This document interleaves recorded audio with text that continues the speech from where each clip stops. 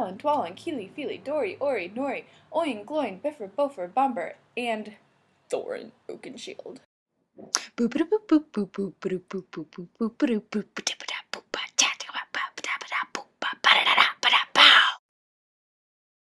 I think the Lord of the Rings buff in me has been renewed recently, thanks to my new adventures at Hobbiton. And the other day, I started rereading The Hobbit, just to check a couple things that I usually say in my standard tour, and then found myself, about 4 hours later, pretty much finished with the book.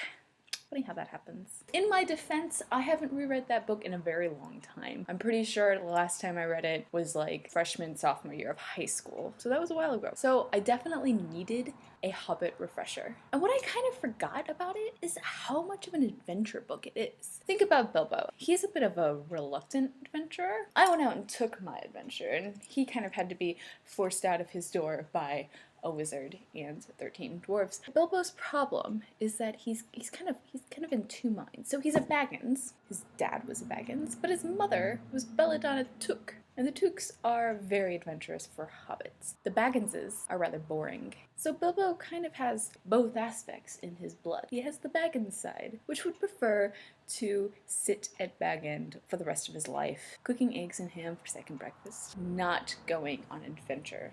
We don't want any adventures here, thank you. You might try over the hill or cross the water. Not very adventurous. But then Gandalf starts to talk about adventures. And the dwarves come and they kind of go on about, you know, everything that they're going to do. And then all of a sudden, Bilbo has a change of heart. Then something Tookish woke up inside him, and he wished to go and see the great mountains and hear the pine trees and the waterfalls and explore the caves and wear a sword instead of a walking stick. I don't really want a sword on any of my adventures. It would be fun. I'll take the walking stick. But clearly, Bilbo has both sides. I think that a lot of people have both that homey Baggins side, where they just like to nest down and have a house and have a real standard life. But then there's also that Took side in most people that wants to just run off to New Zealand and have an adventure. I think Tolkien definitely understood travelers in his creation of Bilbo. Another thing that strikes me, especially about the beginning of the book, is that Bilbo is offered a choice. You know, he does have to battle the Baggins versus the Took side of him, but he has a choice in the adventure. He could just stay home. You know, it's a definite option. But he decides to go, and he runs out the door without even packing his handkerchief.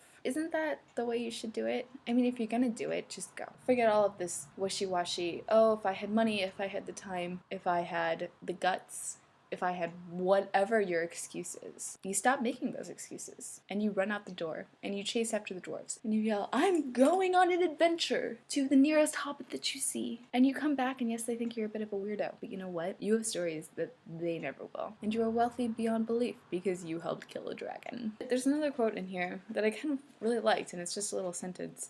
Bilbo was sadly reflecting that adventures are not all pony rides in May Sunshine, which is very true. Adventures are not always glamorous. They're not all pony rides in May Sunshine. Sometimes they suck. People are like, you have no business to complain because you're in New Zealand. But guess what? This has been probably one of the hardest things I've ever done in my life. It's not been easy, and it has not all been May Sunshine and pony rides. I could definitely go for some May Sunshine and pony rides. That's not the nature of travel. And Bilbo learns that, you know, when he's in the Dragon's Lair. But sometimes in travel, you get to a point where you don't want to keep going. And at that time, it is good to remember Bilbo in the same situation. And he thought to himself, go back? He thought, no good at all. Go sideways? Impossible. Go forward? Only thing to do. On we go. So up he got, and trotted along with his little sword held in front of him, and one hand feeling the wall, and his heart all of a patter and a pitter. Lots of moments in travel when your heart's all a patter and a pitter, or a pitter-patter. And you don't want to go on, but guess what? You do, because you have to. And there's no other option. You can't go backwards. You can't go sideways. The only way to go is forwards. One of the reasons that The Hobbit really is an awesome travel book is that it comes full circle. You see how much your hero has changed. Bilbo goes out,